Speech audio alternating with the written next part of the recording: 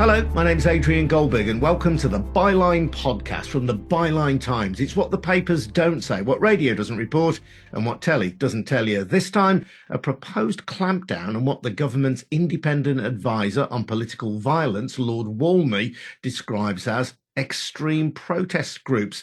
This would include organisations like Just Stop Oil and Palestine Action. His members are willing to break the law to get their point across. They might have restrictions placed on their ability to fundraise or assemble under what would be known as extreme protest orders. This, at least according to extracts leaked to the press. Gail Bradbrook is one of the founders of Extinction Rebellion. She's been found guilty of criminal damage as a result of her protests against, variously, HS2 and Barclays. Francesca Cociani is a senior associate at Hodge Jones Allan and regularly represents protesters in the court. Gail, let me start with you because you're somebody, it seems to me, who would be right in the eye of this particular storm if Lord Walney's proposals were to become law. I think the first thing to say, Adrian, is that these kinds of laws and these kinds of statements increasingly make people like me face quite serious threats. So we've moved from this idea that we are here to actually, in all honesty, uphold the law, uphold safety for the British public and wider in the face of an extreme climate crisis. And when you conflate us with terrorists who threaten life, when we're here to protect life, and you use words like extremists, and we often get called eco-yobs or mobs or whatever, this kind of stuff, hypocrites, there's a lot of attacks on us. One of the dangers is that one of us is going to get killed one day off the back of that. And I have said that directly to people at the BBC when this first started, after a policy exchange report called as Extremist Rebellion. Is this label they're trying to put on us? It's like, you're actually putting our lives at risk. So that's an initial point. And then obviously this is a march further into authoritarianism. The government deciding whether protesting suits them or not, whether they want it or not. The orders and measures that the Home Secretary now has to bring about legislation without even parliamentary scrutiny. We should be extremely worried about this.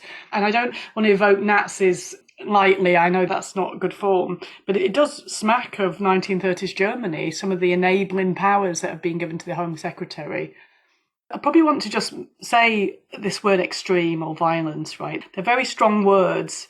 And to me, it's very clear what extreme should be about. Extreme is something that threatens life.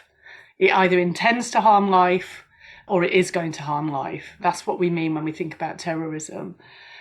And we are the opposite of extreme. We're non-violent, peaceful protesters. You can't be using that sort of language. When you look at the prevent duties that are there for young people becoming so-called extremists, and I've looked into this, they use this sort of language and it's very easy for that to be misused and used in racist ways and so on against certain aspects of our communities. And it would be very simple to give a robust definition of what extremism is actually. It's something that harms life. The problem is, if you had that, it would be these very ministers that are enacting these climate damaging policies. It would be the very business leaders that are pushing forwards damaging ecocidal projects in the environment that would be the extremists. So you have to go after us. And this is the landscape that we're in now. This is the battleground. And it strikes me, Gail, that in the course of your protests, which are carried out to combat climate change and combat those who are responsible for climate change, but where, as you say, you're always careful to be peaceful, to not harm anyone in the course of those, you are willing to go to prison. I'm sure you don't want to go to prison, but you've been found guilty on 2 occasions. So there is a cost to you of protest in terms of potential career advancement, in terms of how you might be seen in the broader community. It's not as though it is cost-free to you to take part in the kind of disruptions that you've been involved with. For sure. I mean, when I was in the dock last year at 3 different times, I had a prison bag with me because I'd been threatened with being sent to jail for simply mentioning climate change in front of a jury. And in fact, some of our colleagues have been sent to jail just for mentioning climate change. It's that sort of Orwellian. But it's neither to kind of glorify climate activists. We are taking some risks. We know what we do comes with consequences. So I've had to do community payback, probation service this year and that sort of thing. Some of us get fined. I was fined in January last year. Some people have gone to jail. We just know that this agenda's too big, and we know from our history books and from social science research into civil disobedience that these methods are more likely to work than ordinary protest.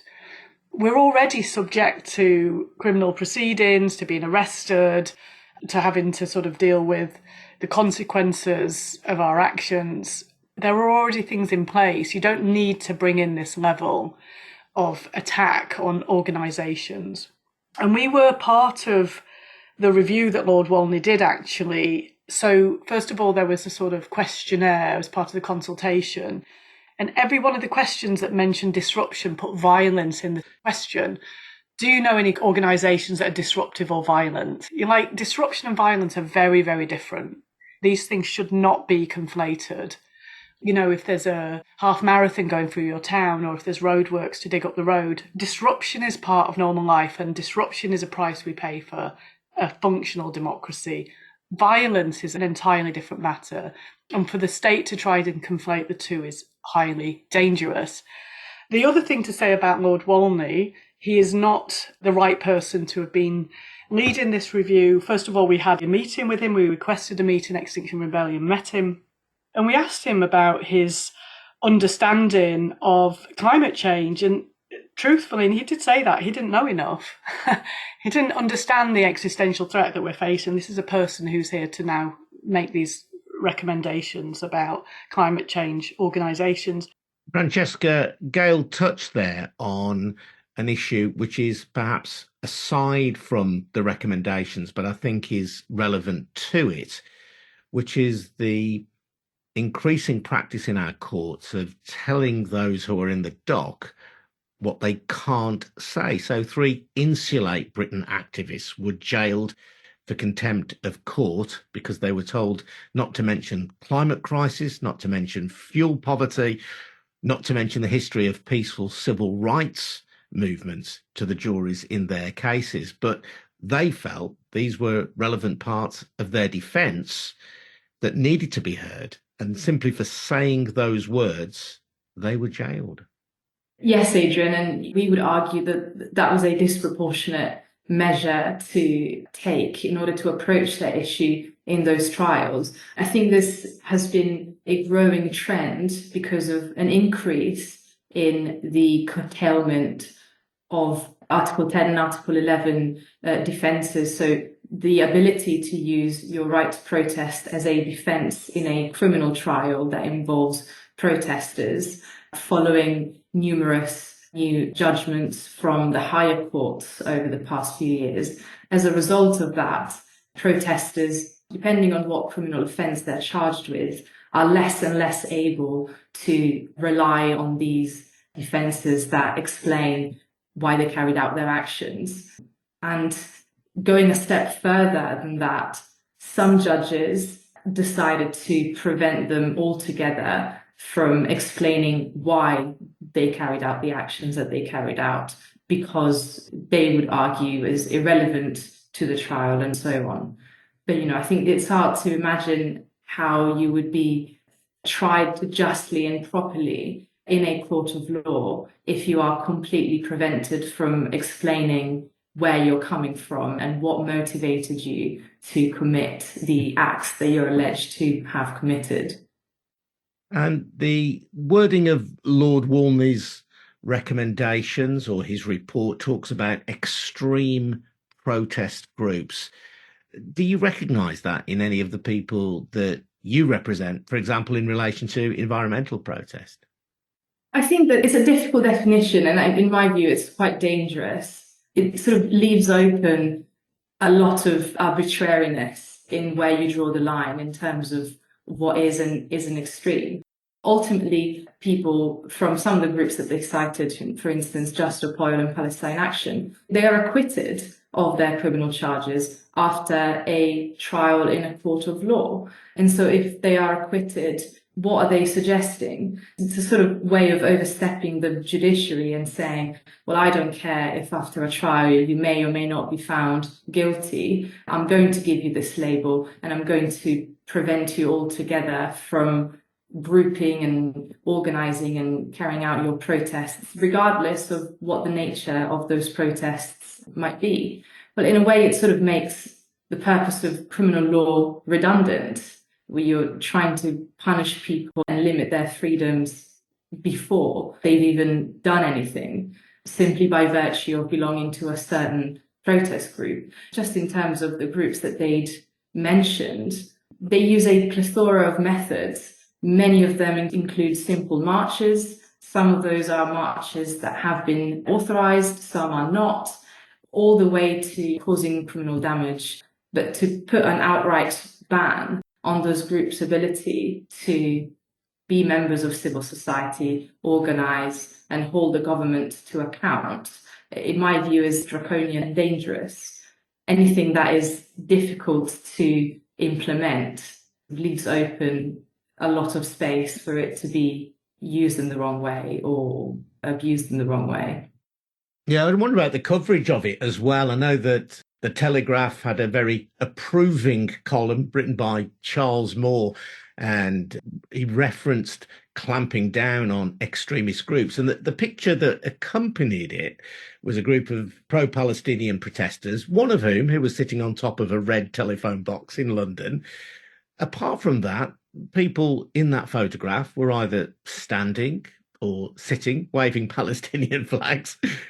There was nothing in it to in any way suggest that they were an extremist group, unless supporting Palestine is considered extremist.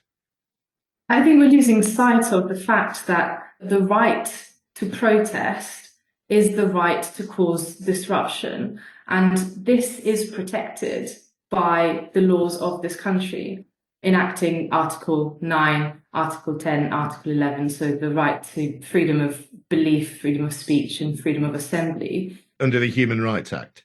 Correct, yes. And it's domestic legislation, yes, under the Human Rights Act, 1998. So to protest is not in itself unlawful. They are qualified rights, so the state can interfere with them if it's necessary, but it has to do so in a proportionate way.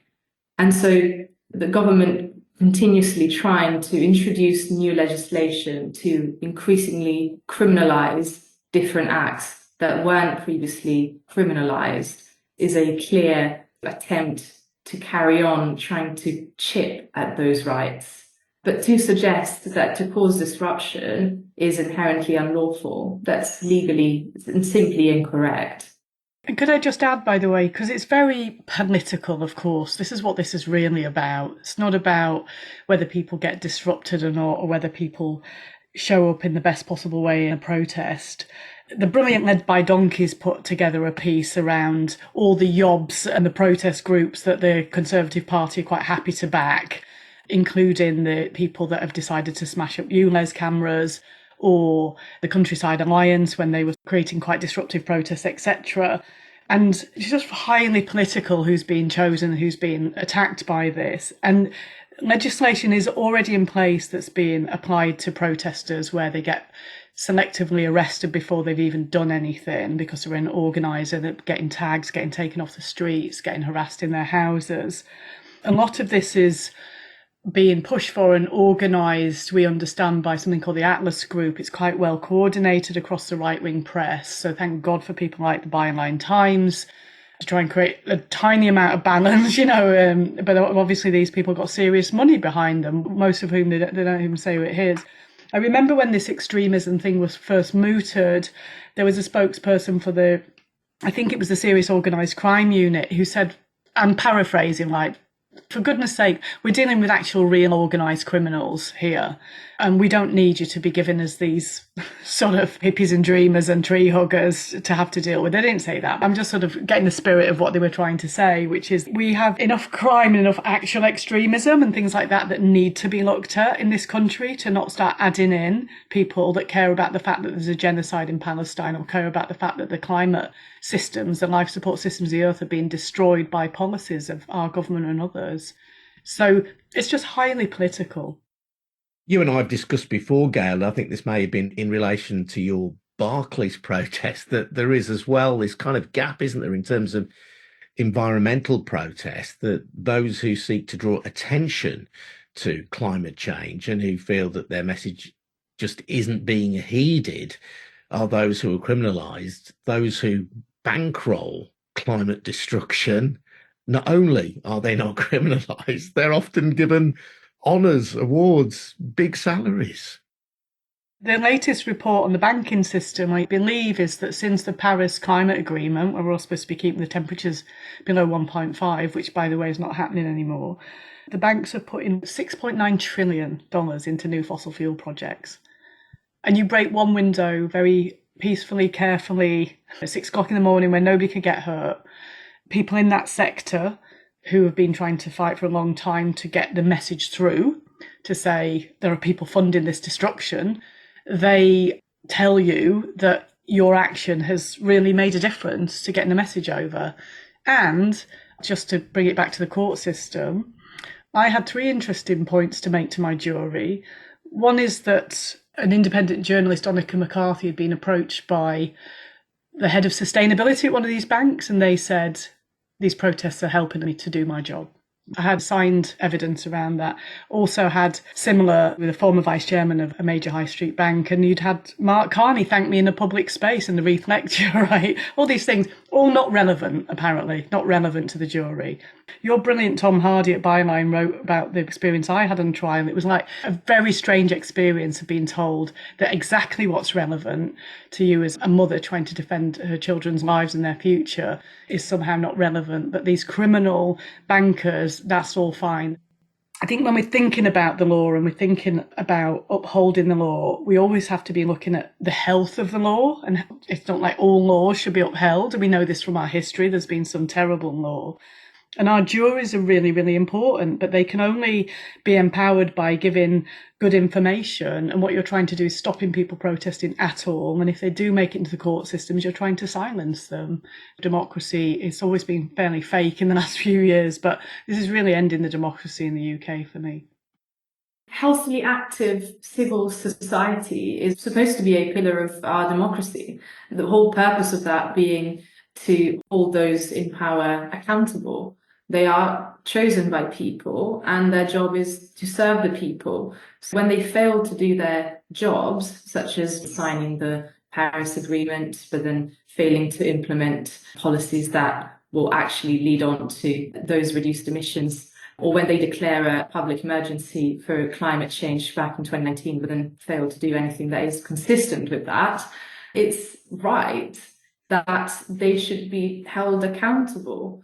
And so if the government is seeking to try and reduce protests, to try and reduce disruption, perhaps rather than increasing the criminalization of protests and engage with those who are raising their serious concerns in relation to climate change, leading to the climate crisis that the scientists say that we face. It seems like the current government's approach to protest is exactly the same as for other general crime. You increase the sentences, you increase the punishment, you increase policing, and that will get rid of it. But in the same way that we see it in other aspects of criminal law, that it doesn't work. You criminalize drugs, people still take drugs, people still sell drugs. In the same way, protest is not going to go away simply because you make it more difficult or more illegal for people to protest. I think you're right. I think the idea is that we're going to put some people off and maybe some people will be put off. I hope in general the public see this as a massive attack on democracy. One of the things that's been happening to protesters is that our defences have been closed down. And this is why they say that it's not relevant to speak about certain things that are incredibly relevant. It depends on which defences you're allowed to run. And the basis on which those defences get stopped, you read these rulings and they all have a line that says, well, we've got a functional democracy. So if you've got an issue, you just take it to Parliament, like you've got the same amount of lobbying money as big oil has. It's a very circular argument of power that's trying to keep itself in place. It's not sane. It's insane and it's damaging the world. And we're all going to pay the price of this if we don't defend our democracy. Gail, if people are disrupted going about their daily business, if they're going to work and there's a protest that stops them from getting there on time or stops them taking their kids to school on time, you can understand, can't you, why people get irate and get upset about that. Do you have any sympathy, or do you think that... Of course, yeah. Adrian. And the thing is, what often gets said to us is, why don't you just go and take your protest to those that are doing more of the damage? Which is what I did, took it to the bank, took it to the Department for Transport, but now they're still trying to close that down. The other experience I've had as well is that a lot of people are sort of, we're stuck in a protest. Like you would feel the same if you were stuck in a road traffic accident or you hadn't realised that the marathon was coming through or the roadworks were getting done that day, right? You're a little bit bothered about it and sigh, and then you just suck it up.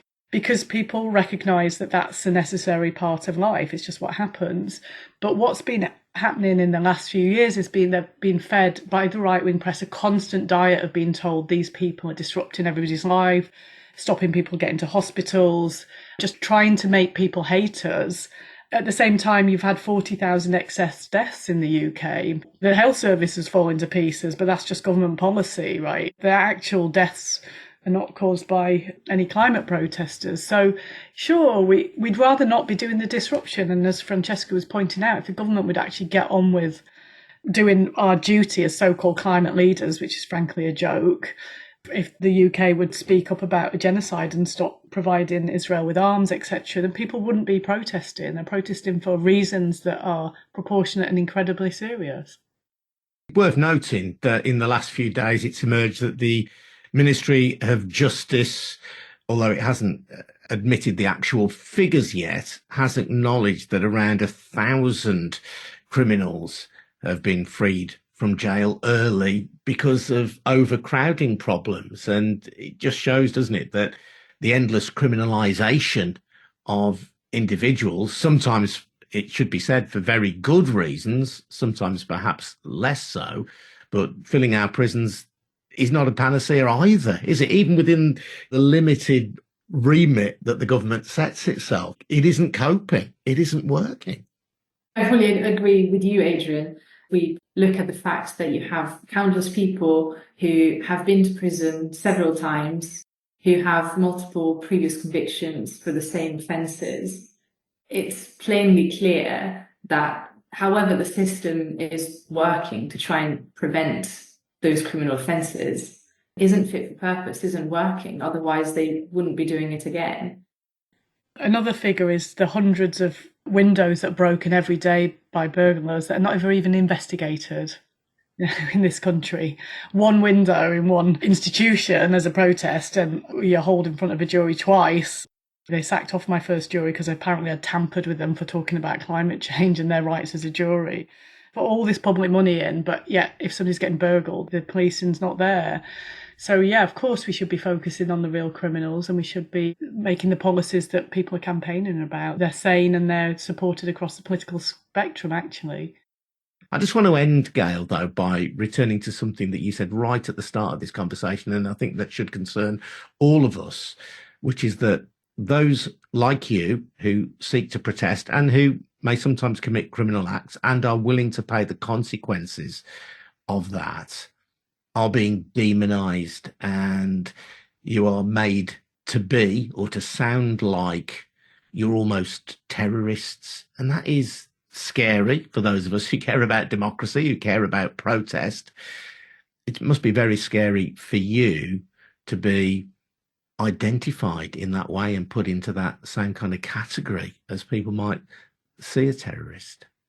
To be honest, I don't find it scary. I expected it. I know that that's what the system does to people like me, but it does worry me what the consequences of that can be. I've certainly had death threats. We've had the right-wing press go to my mum's house and my sister's house and my kid's dad's house several times and go looking for me in Stroud, photographing me in the supermarket buying lemons and making a double-page spread about woman buys lemons. It's a bit desperate at times, really. It's just one of the other consequences. But what I'm trying to say is that when these sort of comments in the right-wing press say, I'd run them over if they blocked my road, to me, it's clearly incitement. And some of the comments that come in after these stories is very hateful. I mean, I had somebody saying that I should be shot in the face in front of my kids type of message, and then my kids shot, directly messaging me with that sort of thing. So we know, bless her, what happened to Jo Cox. When you create hatred, we're only going to see what's sort of above the ground, the tip of the iceberg with these comments, but there are dark spaces with very unhealthy, unhappy people in, and you only take one person to take up this mantle and feel like they're doing something. I don't know what they'll feel like they're doing, but they're being told that we're terrorist threats and extremists and a threat to the country, and they've been made to haters. I mean, what could possibly go wrong? You know, I do make a point of pointing this out, that when, hopefully never, but if it does happen that one of us are killed, I mean, being in the animal rights movement, people were, there will be people that are actually responsible for that. There's blood on certain people's hands that have incited this. Gail, thank you very much indeed for your time. Gail Bradbrook. Thanks also to Francesca Cociani from Hodge Jones and Allan. I'm Adrian Goldberg. This has been the Byline podcast.